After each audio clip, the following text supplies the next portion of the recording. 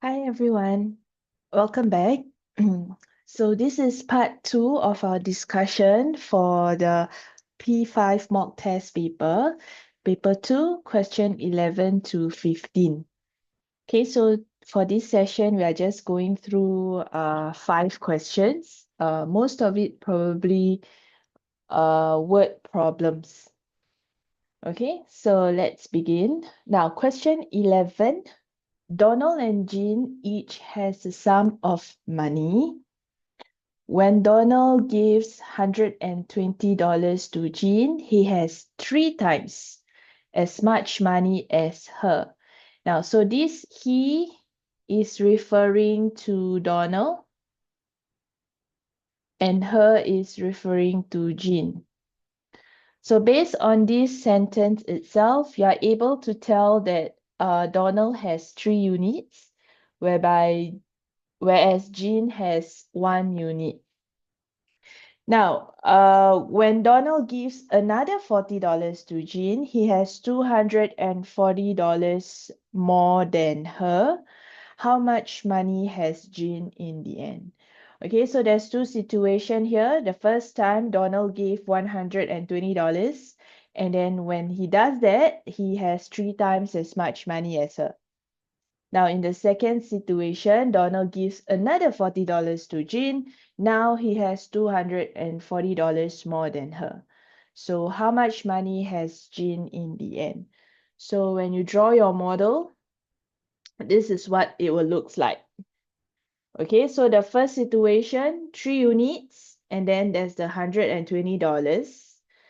Okay, and then after that, the next situation, if let's say he gives an additional $40 to Jean, he has $240 more than her. So this is what happens.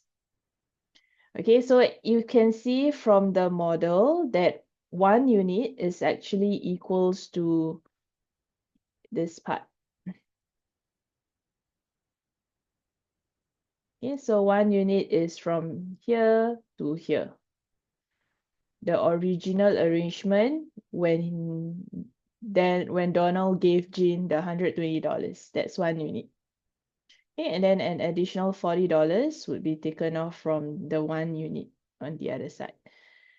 Okay, so from here, from the model, you would be able to tell, you can find, I think the value of 2 units. Okay, so if you look carefully from here to here, you should be able to see what is the value of 2 units.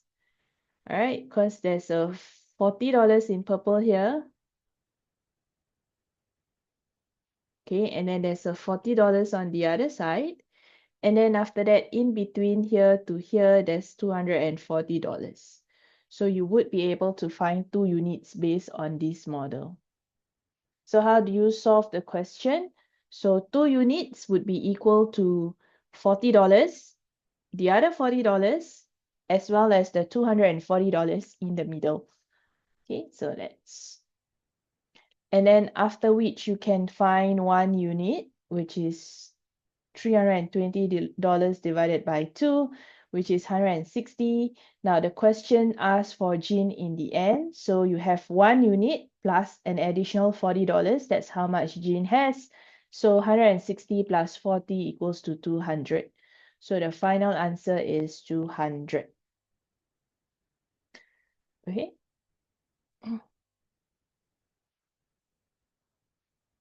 Now, let's move on to the second question. The ratio of cube E to cube F is 27 to 125. And the length of cube F is 10 centimeters. Now, if 64 of these cube E's are put together to form cube G as shown in the figure below, what volume of cube G will not have any of its surfaces painted when all the external surfaces of cube G are painted? Okay, the question is very lengthy. Okay, so the first step is to always break it down into sentences, parts by parts. So first, you need to understand this.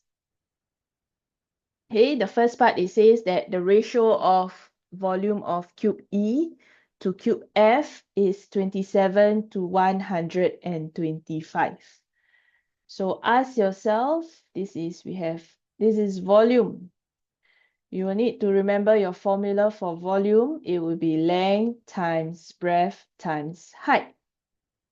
Now, since this is a cube, okay, and cube, all sides are the same or has the same length.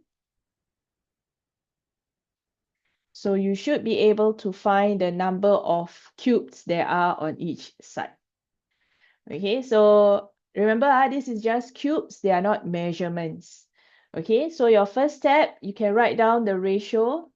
Okay, cube E to cube F, 27 is to 125. And then you can split this 27 into length times breadth times height. Okay, so how do you do that? You have the first step.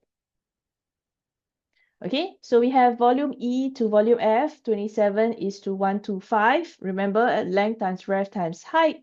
All the sides have the same length. Okay, so it will be 3 units by 3 units by 3 units. You will get 27. And then 5 times 5 times 5, you will get 125. Okay, now then we tackle the second part of the question. It says this. The length of cube F is 10 centimeters. Okay, so we're talking about the length now.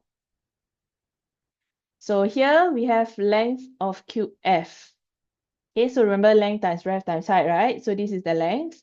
So the length is actually 5 units. So just now I mentioned this is number of cubes. They are not measurements. So the measurement will be 10 centimeter.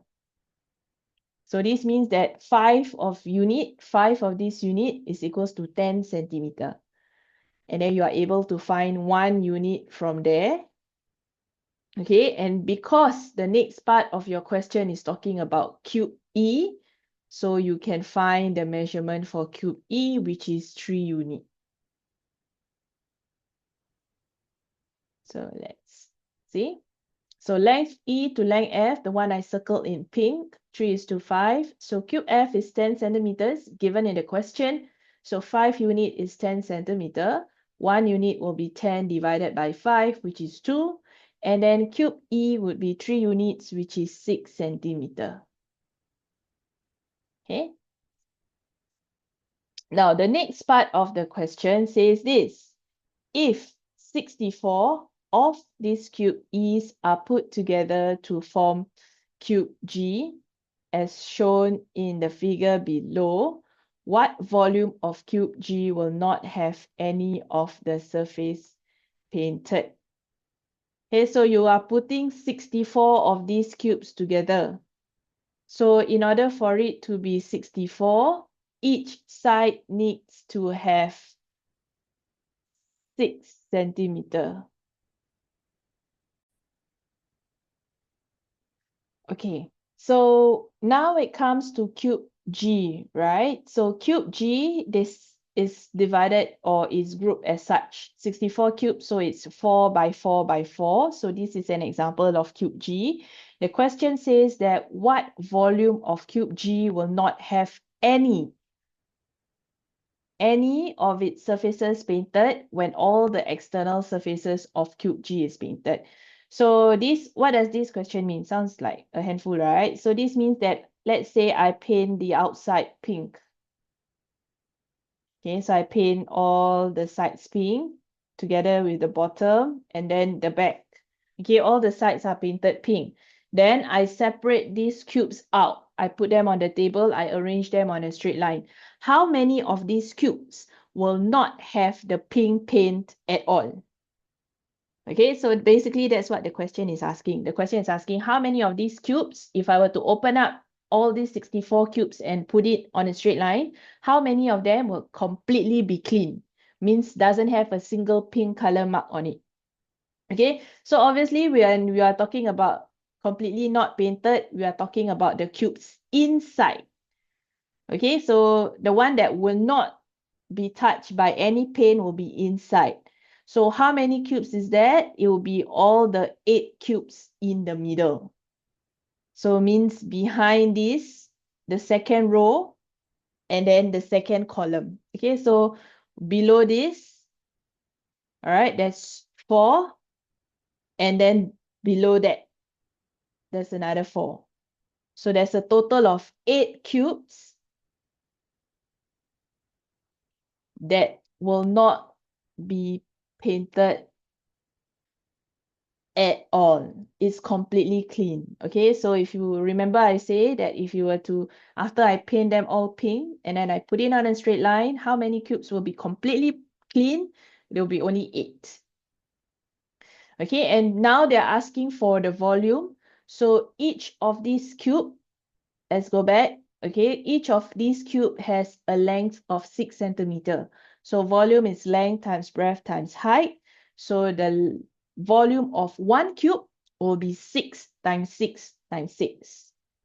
Okay, and then after that, remember how many cubes are not painted at all? There'll be 8. So you will then need to multiply it by 8. Okay, so it's first get the volume of the cube, which is 6 by 6 by 6. You will get 216 cubic centimeter. And then you will need to multiply it by 8 because there are 8 cubes that will not be painted at all. Okay, so as such, the volume of those cubes will add up to 1,728 centimeter cube.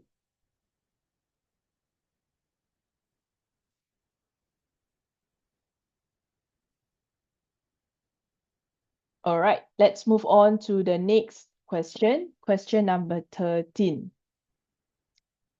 Raju used some wooden poles to mark a rectangular plot of land measuring 72 by 38 meters on his farm. So this is the plot of land. We have 72 meters by 38 meters. Okay, now the poles were placed at an equal distance of 2 meters apart. So you will need to imagine it as such. Okay, so let's say this is my poles. So 2 meter, 1, 2 meters, 1, 2 meters, 1, 2 meters, 1, 2 meters. Okay, so you get the grid. Then here is also 2 meters, 2 meters, 2 meters, 2 meters.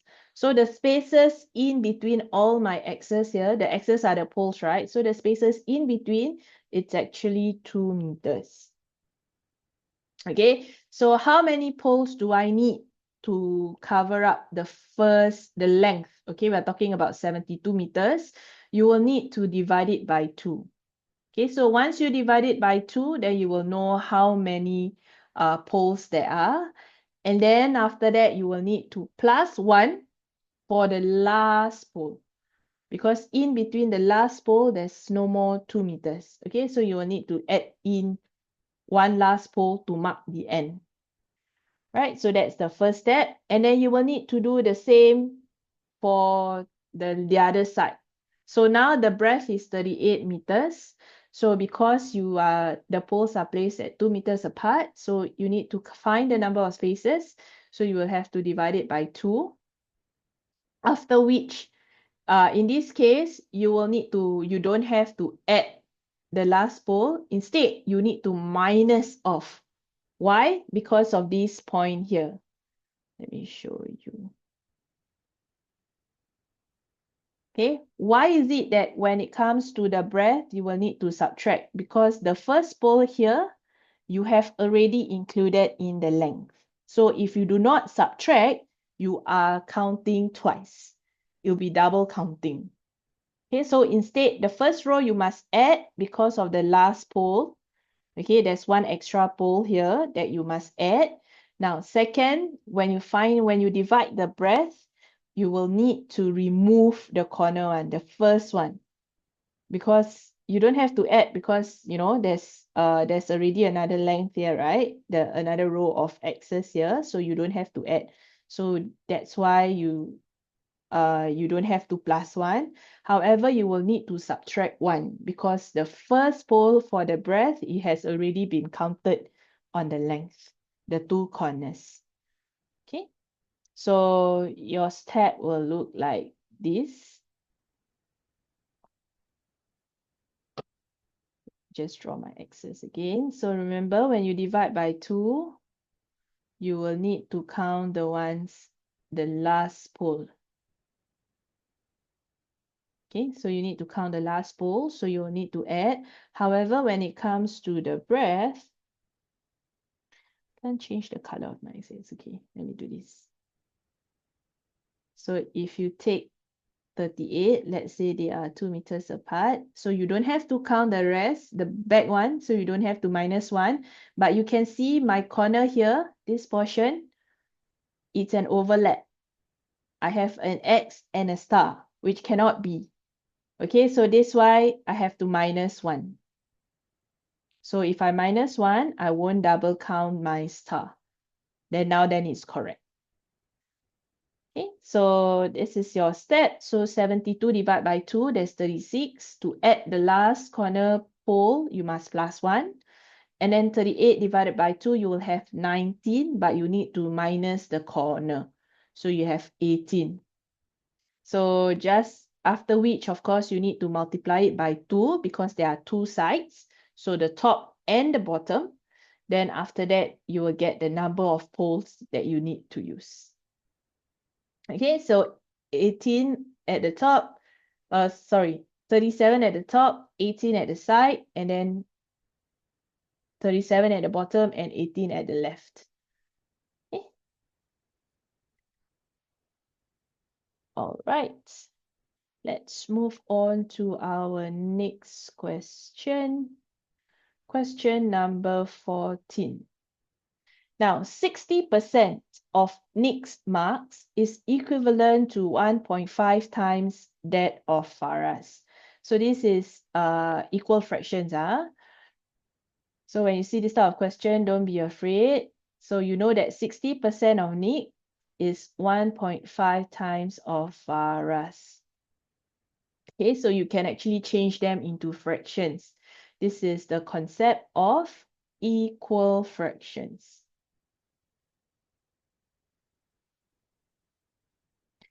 Right, now, so 60%, don't be afraid, okay, even though it's fraction, but this is percentage, what? No, okay, 60%, you can always change it to fraction. So, oops, wrong ink. So remember, 60% is 60 out of 100. Please ignore my handwriting.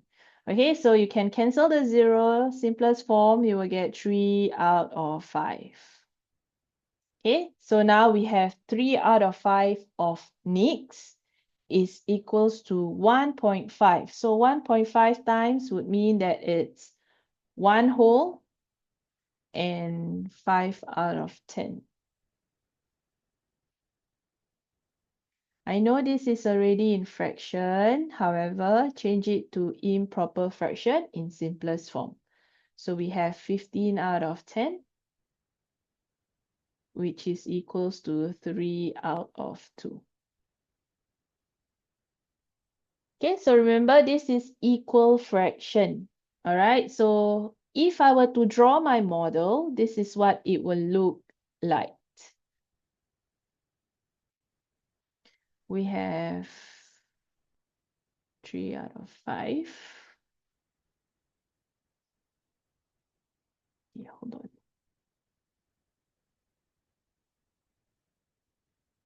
So 1, 2, 3, 4, 5, and then is equals to 3 out of 2.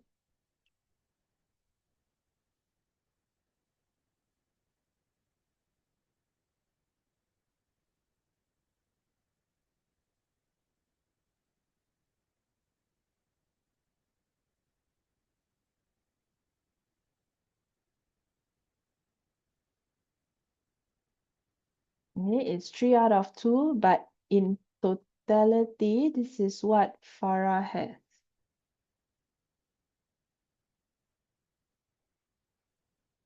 Okay, Farah only have that 2 units.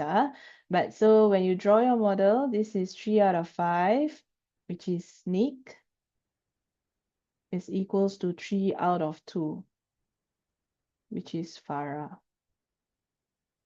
But mind you, Farah only have 2 units. So Farah's unit is just here. Okay. The one that is highlighted in pink. Right, so equal fraction, the numerators are the same. So the denominator would be what they have. Okay, so denominator is the amount the characters have.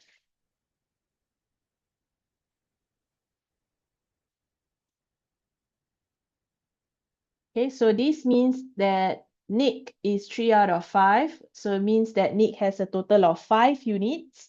And then Farah has 3 out of 2. So Farah only have 2 units. Okay, so they are supposed to find the ratio of Farah's marks to their total mark. So Nick has 5 units, Farah has 2, so altogether they have 7 units. And then Farah has 2:7. So your steps will look like this. Okay, so Nick 60% is 3 out of 5, Farah 1.5, so it's 150 out of 100. Simplest form is 3 out of 2. So Farah has 2 units, the one I colored in pink, and then total will be 5 plus 2, which is 7. So they have a total, the final ratio would be 2:7.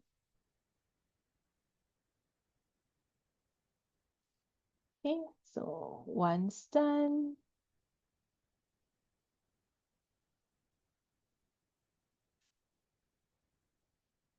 Let's move on.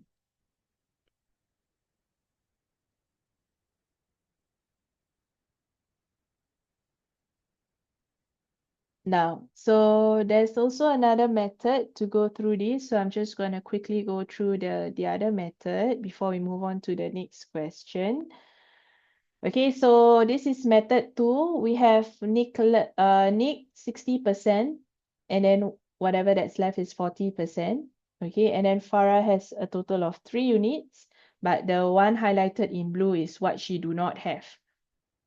Okay, so 3 units is equals to 60%. 1 unit is 20%. So apologies, there's an error here. So this is 20%. Okay, and then after that, 100% will be 5 units.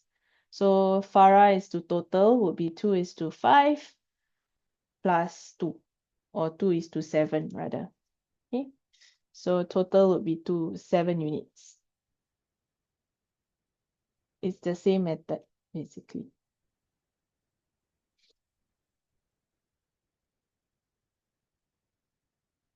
Okay, let's move on to the next one.